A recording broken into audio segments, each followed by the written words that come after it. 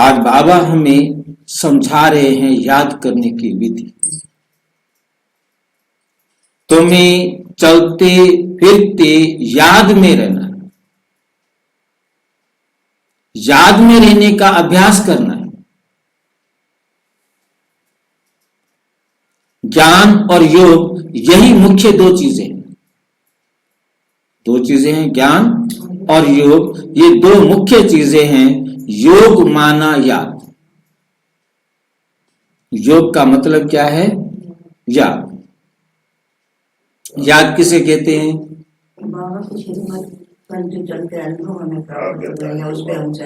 बाबा की श्रीमत पर चलने के जितना हम अनुभवी होते जाएं, उसे कहते हैं योग का बल। याद किसे कहते हैं? जो अपने आप को चेक एंड चेंज करना, कुछ सुधार करना है अपने। हम अपने आप को चेक कर रहे हैं, चेंज कर रहे हैं, अपने अंदर सुधार करते जा रहे हैं, उसे कहते हैं याद की यात्रा। अब याद किसे कहते हैं? अब याद किसे कहते हैं? कौन बताएगा याद किसे कहते हैं? बाबा की श्रीमत पर हर कर्म करे तो कोई याद है? अंदर देखना, चेक करना है कि मेरे अंदर कितना सुधार हो रहा है कि नहीं। इसे कहते हैं याद की यात्रा। परंतु याद किसे कहते हैं? याद क्या है? बाबा का कहना मानना। बाबा का कहना मानना। आज्ञाकारी की बात है, आज्ञाकारी। याद का मतलब है बाबा का कहना मानना। कहना किसका माना जाता है? जिनसे हम ज्यादा प्यार करते हैं, जिससे हमें प्यार होता है, प्राप्ति होती है, जिससे प्राप्ति होती है, उससे प्यार होता है। याद हम उसे करते हैं जिससे प्यार होता है, और प्यार हम उससे करते हैं जिससे हमें प्राप्ति होती है। प्राप्ति ही उसका कहना मानने के लिए हमें तैयार करती है। प्राप्ति होती है तो हमें उमंग उत्साह के पंख लगते हैं। उमंग उत्साह के पंख लगते हैं, और उमंग और उत्साह के पंख लगने का आधार क्या है? वो है आज की मुरली का सार।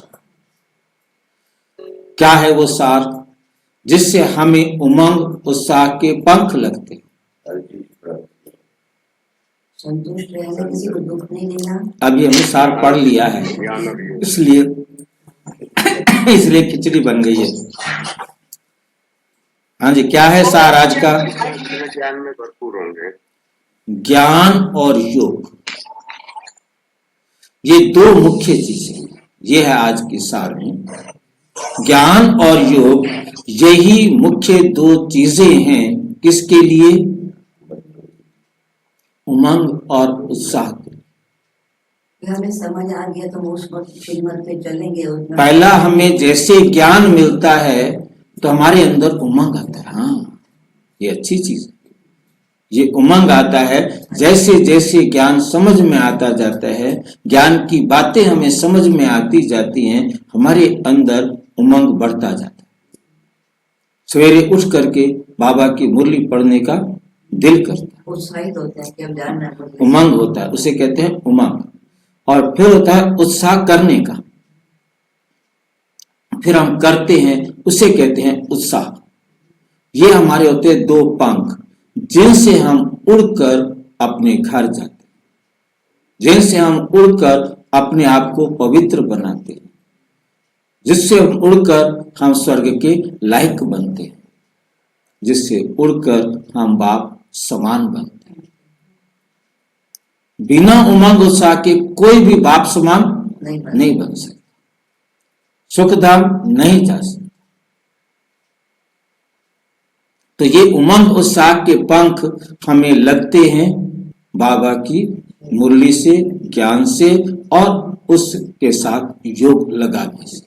ये दो शब्द हैं आज की मुरली के सार में, ज्ञान और योग, यही दो मुख्य चीजें हैं। भाई जी, जितना जितना ज्ञान समझ में आया, हमारे अंदर उमंग आता है। और उत्साह क्या बोला, समझ नहीं पाए। उत्साह होता है, आगे बढ़ते हैं ना, करते हैं। उमंग आया, हाँ करना चाहिए, परंतु करेंगे तब तो मिलेगा ना। उमंग तो आ गया, हाँ ये कोर्स बहुत अच्छा है, इसमें मुझे जाना चाहिए, एडमिशन लेना चाहिए, परंतु कोर्स में एडमिशन लेंगे फिर मेहनत करेंगे तब जाकर के हमें कुछ मिलेगा ना। पुरुषार्थ करना उत्साह में आता है, उमंग आता है पुरुषार्थ करने के लिए तैयारी, तो उमंग आया कि हाँ मुझे ये करना है। आपने सुना बाबा से जैसे बोलो। ज्ञान से पवित्रता आती है, फिर शक्ति आती है ना? ज्ञान से, ज्ञान इंफॉर्मेशन है, फिर शक्ति आएगी। ज्ञान एक समझ है, उस समझ के आधार पर हमें पता लगता है ऐसा करे तो हमें सफलता मिलेगी, परंतु करेंगे सफलता तो तब मिलेगी ना। इंफॉर्मेशन तो मिल गई, जैसे लाइट आ जाएगी, उस पे कोई करके जैसे आ लाइट जाता से है ना। पवित्र हो गए फिर माइंड शक्ति आ जाएगी। जी पवित्र तो बिना मेहनत के नहीं बनेंगे ना। ज्ञान मिलना माना इंफॉर्मेशन, इंफॉर्मेशन मिली है कि आप आत्मा हो। अब आत्मा समझने से तो आप पवित्र नहीं हो जाएंगे ना, आत्मा सुनने से, परंतु जब आप प्रैक्टिकल करेंगे, अपने आप को समझाएंगे कि भाई मैं आत्मा हूं, ये शरीर नहीं हूं, ये भी सब आत्मा है, ये भी शरीर नहीं है, जब आप ये प्रैक्टिकल करेंगे तब आप पवित्र बनेंगे। ज्ञान सुनने से कोई पवित्र नहीं बनता, इसलिए मुरली सुनने से कोई भी पवित्र नहीं बन जाता, कोई लाभ नहीं हो जाता। मुरली सुनने से हमें एक उमंग आता है, ये बात राइट है, इसको हमें करना चाहिए, इतना आता है मुरली सुनने से, परंतु करना तो बाद में है ना, योग तो बाद में करना है ना। जब हम योग करेंगे तब हम धारणा में सफल हो पाएंगे ना। ज्ञान से पवित्र नहीं होते हैं, योग से पवित्र होते हैं। तो भाई जी ये बताना थोड़ा, लाइट माइट है। लाइट माना नॉलेज, जो हमें ज्ञान मिला वो लाइट है, तो लाइट से पवित्र नहीं बनेंगे, ठीक है क्या नहीं। लाइट के बाद माइट चाहिए, माइट का मतलब है योग, धारणा। जब हम अपने जीवन में उस लाइट को धारण करेंगे तब हमारे पास जो है ना क्या होगा, शक्ति आएगी। बिना धारणा के हमें शक्ति नहीं मिल सकती।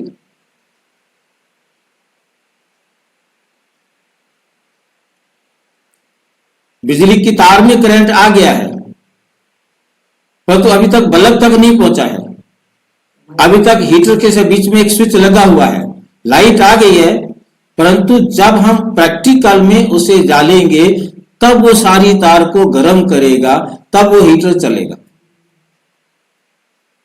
तब वो ऊष्मा देगा। लाइट तो आ गई है, परंतु जब तक वो धारणा में नहीं आएगी तब तक कुछ नहीं। भोजन मिल गया है, अब भोजन को खाएंगे, चबाएंगे, तब वो आपके शरीर की शक्ति बनेगी। वो भोजन पर आया था, तो हमने उसे चबाया, खाया और फिर वो हमारे जीवन में गया, तो फिर वो हमें क्या मिली, शक्ति मिली। जब तक खाएंगे नहीं, चबाएंगे नहीं, तब तक वो हमें शक्ति नहीं देगी। और भोजन वही है, उसको हमने निगल लिया तो हमारे शरीर को बहुत कम मिलेगा, हमने उसे अच्छी तरह चबाया तो अच्छी तरह मिलेगा। इसलिए योग का महत्व तो बहुत है।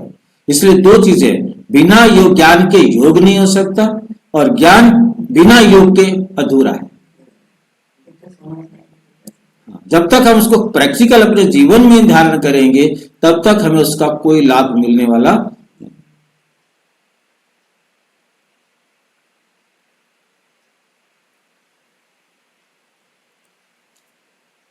प्रश्न है कि अक्लमंद होशियार बच्चे कौन से बोल मुख से नहीं बोलेंगे। आज हमें योग के बारे में सारी मुरली में बहुत इंपॉर्टेंट बात समझाई गई है कि योग आखिर है तो क्या है। सार में हमने देखा कि ज्ञान और योग ये दो बहुत जरूरी हैं अपने योगी जीवन के लिए। योगी जीवन में हम ब्राह्मण बने, पवित्र बने, बाप समान बने, उसके लिए योग का बहुत महत्व है। तो अब बाबा हमें चेक कर रहे हैं, अक्लमंद बच्चे कौन से बोल मुख से नहीं बोलेंगे। अक्लमंद बच्चे, मूर्ख बच्चे तो कुछ भी बोल सकते हैं, तो अक्लमंद बच्चे कौन से बोल मुख से नहीं बोलेंगे। कौन से बोल है, बोलते होंगे किसी को दुख नहीं देंगे, सबको सुख देंगे। अक्लमंद हमें बच्चे ये नहीं कहेंगे कि दीदी हमें योग सिखाइए। हमें योग सिखलाओ। सिखाओ मतलब सिखलाओ, हमें योग सिखाओ दीदी, हमें योग सिखाओ। ये बोल अक्लमंद बच्चे नहीं बोले। क्यों नहीं बोलेंगे भाई? क्योंकि उसको सिखाने की जरूरत ही नहीं है बाप से कोई। जी वो खुद से भी नहीं कहेंगे। मंद बच्चे, अक्लमंद बच्चे नहीं बोलेंगे। बाप को याद करना सीखना होता है क्या? बाप को याद करना सीखना होता है क्या? जैसे प्यार होता है उसको वैसे नहीं होता। ये पाठशाला है भाई। मानना भाई जी बाप का। हाँ जी, ये पाठशाला है, ये ना मान- ये पाठशाला है। बाप का। कहना मानना है बाप का, ये पाठशाला है पढ़ने पढ़ाने के लिए, पढ़ने पढ़ाने के लिए। ऐसे नहीं कि याद करने के लिए पाठशाला में आओ। स्कूल में पाठ पढ़ाया जाता है, याद क्या करना होता है? घर जाके याद करो कि यहाँ स्कूल में याद करो। चलते फिरते याद करो घर में इसको। कोई भी स्टूडेंट हो, ये तो पढ़ाई को तो करेंगे। पढ़ाई घर जाके याद करना ना, यहाँ तो पढ़ो। मैं आज बाबा बड़े सिस्टम पे आ गया अच्छी तरह से। नई बात करते हैं इसलिए हर कोई सोचता है कि आज जाए आज बाबा क्या करें। क्या जी, कहेंगे? घर जाकर भी बैठ कर नहीं करना, चलते फिरते करना है। कहते हैं ना भाई, यहाँ पर पढ़ने के लिए है, पढ़ने पढ़ाने के लिए पाठशाला है। ऐसे नहीं याद करने के लिए कोई खास बैठना है। यहाँ बैठ जाओ घेर करके कमरे को, अपने घर जाके याद करो। यहाँ क्यों बैठे हो? आज बैठने के लिए मना कर दिया बाबा ने। तुम्हें कर्म करते बाप को याद करने का अभ्यास करना है, यहाँ खास बैठ करके याद थोड़ा करना है। प्रैक्टिकल में चाहिए। प्रैक्टिकल में चाहिए। हाँ, प्रैक्टिकल में चाहिए। एकांत में रहना है तो बैठ जाओ। यानी बाबा फूल एकांत में थक के लास्टली डांट लगाई थी। बोल बोल के थक गए बच्चों को कि ये स्कूल है लेकिन लास्टली डांट लगा दी। तुम्हें कर्म करते बाप को याद करने का अभ्यास करना है, मतलब हमें बैठ करके याद नहीं करना। आज बाबा ने बड़ा स्ट्रिक्टली मतलब हमें समझा दिया है कि आपको चलते फिरते काम करते बाबा की श्रीमत पर हर काम करना है। बाबा को ये, दीदी को या किसी को ये, हाँ जी, ज्ञान और योग दूसरे के बिना अधूरे हैं। बिना उसके अकेले है ना, अकेले तो कुछ नहीं होगा ना। ज्ञान और योग दोनों लगेंगे ना। हमें उड़ना है तो हमें दो पंख चाहिए। ज्ञान और योग के दो पंख चाहिए। हम परियों वाली कहानी बचपन में सुनते थे। एक परी आ गई, उसके पंख चुरा लिए किसी ने। अब वो बेचारी परेशान थी। फिर कोई फरिश्ता आया, उसने उसको उसके पंख दिलाए, तो फिर वो उड़ करके गई। तो ये क्या थी कहानी? अब हमें समझ में आता है कि फरिश्ता कब आता है, कब वो आकर के पंख देता है और कब वो परियां वापस अपने घर जाती हैं। अब बाबा आए हैं, हम फरिश्तों को पंख देते हैं आकर के। फिर जिन पंखों के साथ हम उड़ करके वापस अपने घर जाएंगे। हाँ भाई जी, हाँ जी, ये तो अपनी अंदर की खुशी होनी चाहिए ना बाबा को याद करने की, मुरली सुनने की। बिल्कुल। भाई तब आएगा ना जब हमें अच्छा लगेगा। भाई जब इम्प्रूवमेंट होती है ना तब अच्छा लगता है। तो अच्छा लगता है। तब अच्छा लगता है। बिना इम्प्रूवमेंट के नहीं लगता। बिना सुधार आए अच्छा नहीं लगता, क्योंकि ये चक्र ही चलता है। क्योंकि बाबा ने हमें समझाया कि ये चक्र चलता है। आपका चक्र चल रहा था विस्मृति का। आपने परम धाम से आए, पहले मुझे भूल गए और फिर अपने आप को धीरे धीरे अपने आप को भूल गए। तो विस्मृति का जो चक्र चला, तो धीरे धीरे आप क्या हो गए, पूरी तरह विस्मृत हो गए द्वापर तक आते आते, और फिर और भी बेड़ा गर्क हो गया। फिर मैं आता हूं, आकर फिर तुम्हें एक जन्म में स्मृति देता हूं और तुम्हें फिर बिल्कुल स्मृति संपूर्ण बना देता हूं, नष्टो मोहा स्मृति लब्धा बना देता हूं। फिर तुम अपने घर जाते हो, फिर आते हो, फिर धीरे धीरे विस्मृति। खेल है स्मृति और विस्मृति। तो इसी प्रकार से जो गिरावट का है, मतलब गिरने का चक्र शुरू होता है, विस्मृति के कारण हमारे गिरने का चक्र शुरू हो जाता है। एक बार गिरने का चक्र शुरू हो गया तो गिरते ही जाएंगे, फिर चढ़ना नहीं है, फिर सुधरना नहीं है। जिसको एक बार मान लो थोड़ा सा किसी ने डांट लगा दिया, डिप्रेशन यहीं से शुरू हो जाता है। डांट लगी है, कहीं ना कहीं कमजोरी है। अब डांट लगी है, फिर वो रात को सोचता रहेगा, नींद नहीं आएगी उसको। अगले दिन फिर वो परफेक्ट काम नहीं कर पाएगा, फिर डांट लगेगी, फिर रात को नींद नहीं आएगी, फिर डांट लगेगी, फिर नींद नहीं आएगी। तो इस प्रकार से वो डिप्रेशन में ही बढ़ता जाता है। कोई डांट का किसी को असर भी नहीं होता। हाँ होता, वो विषय अलग है ना। मतलब बात विनाश का उसका गिरने का रूप क्या शुरू हुआ, और जिसको नहीं गिरना है वो नहीं सुनेगा ना, उसको अभी गिरना नहीं है। अब जिसको चढ़ने का आएगा तो फिर चढ़ता ही जाएगा। तो बाबा आकर गिरने के चक्र को रोक कर चढ़ने वाले चक्र की तरफ हमें ट्रिगर करते। ये मेन समझने वाली बात है कि परमात्मा का काम है गिरती हुई दुनिया को चढ़ती हुई लाइन में खड़ा करना, ठीक है। जिसके लिए बहुत सीधा सा है कि एक बच्चा पास नहीं हो रहा था काफी टाइम से, उसके मन में बैठा हो तो पास ही नहीं था, गलती से उस लड़के को एग्जाम में पास कर दिया गया, किसी के दूसरे के नंबर या कैसे भी, तो उसके अंदर आ गया, हाँ मैं पास हो सकता हूं। उसका रिवर्स हो गया, मतलब जो उसको मैं पास नहीं हो सकता और वो एग्जाम में पास हो गया, उसने कहा पास हो सकता हूं भाई, मैं नहीं हो सकता वाली बात है ही नहीं। और उसने पढ़ना, आपने बताया कि वो कमांड उसने ऐसी नेगेटिव भर रखी थी, हाँ नहीं हो सकता। एक उसकी पॉजिटिव आई तो कमांड, उसको एक पॉजिटिव कमांड मिली और उसने पढ़ना शुरू कर दिया, और पढ़ना शुरू कर दिया, अच्छा बच्चा बन गया। यही बाबा करते हैं, आकर के हमें ऐसी बात आके बताते हैं जो हमें अच्छी लगती है, और फिर हम सुधरना शुरू हो जाते। रुकते कैसे हैं? यही हर कर्म में भी होता है। हाँ, हर जगह हर फार्मूला लेके लागू होता है। हाँ, बढ़ता जाता है, आदमी करोगे तो फिर बढ़ेगा। बिल्कुल, गिरना है तो गिरता जाएगा। वही नेगेटिव। हाँ, कई कहते हैं मेरे तो उल्टे दिन चल पड़े, और उल्टे दिन क्या चल पड़े? सोच उल्टी चल पड़ी है। सीधे दिन क्या चल पड़े? सोच सीधी चल पड़ी तो सीधे दिन है, सोच उल्टी चल पड़ी तो उल्टे दिन है। बैठ जाओ रोने होते रहो, और रोने की बात आ जाएगी, कोई ना कोई और बात आ जाएगी रोने की, वो बढ़ती रहेगी। अब सामना कर लिया, कहीं ना कहीं से पॉइंट ढूंढता ही रहेगा। हाँ बेटा, पॉइंट ढूंढता रहेगा, उसको टेस्ट आने लग गया है, उसको उसका टेस्ट आने लग गया है। आता है ये बात उससे, हाँ, टेस्ट आता है, क्योंकि वो हार्मोन्स तो रिलीज होते हैं ना, वो हार्मोन्स तो बॉडी के अंदर वो उसका जो है ना, एक दोनों कैसा भी, चाहे खुशी का हो चाहे दुख का हो। मैंने तो देखा है कि बेटा एक सीरन होती है हमारे शरीर में, सबके शरीर में होती है, तो हम उसको ध्यान नहीं देते। मैंने देखा जैसे ही मान लो कोई दुख की महसूसता की ना, तो भी हमारे शरीर में एक सीरन होती है, और वो सीरन क्या होती है कि हमारी बॉडी से हार्मोन्स रिलीज हुआ, फैल गया।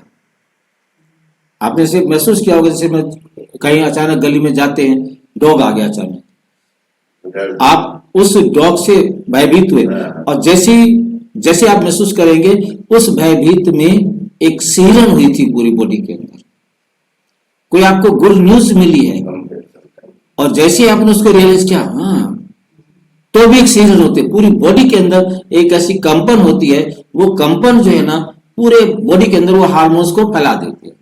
मतलब ये दोनों में मिलता है, चाहे दुख का हो चाहे खुशी का हो। अब ये सीरन ही हमारे उस हार्मोन्स को बॉडी में लाने का आधार है, फैलाने का आधार है। तो बेस तो आत्मा है, उस आत्मा ने महसूस किया कि ये बैड न्यूज है, हानिकारक है, मेरे ऊपर अटैक करेगा तो मेरे ऊपर ये होगा, तो उससे बचने के लिए वो पॉइजन भेजा गया, ताकि वो हमारे अंदर उत्तेजना आ जाए, ताकि हम भाग सके, दौड़ सके, अटैक कर सके, जो कुछ भी करना है। वो ब्रेन से वो हार्मोन्स निकला, वो हार्मोन हानिकारक है, भय के कारण निकला है, अटैक के लिए निकला है। अब वो हम अटैक नहीं किया या कुछ भी नहीं किया, तो वो हमारी बॉडी के अंदर है ना, तो वो आ गया, उसने हमारी अवस्था को गड़बड़ कर दिया है। और खुशी का मिला है तो उसने अंदर उमंग उत्साह भर दिया है, निकले तो दोनों है।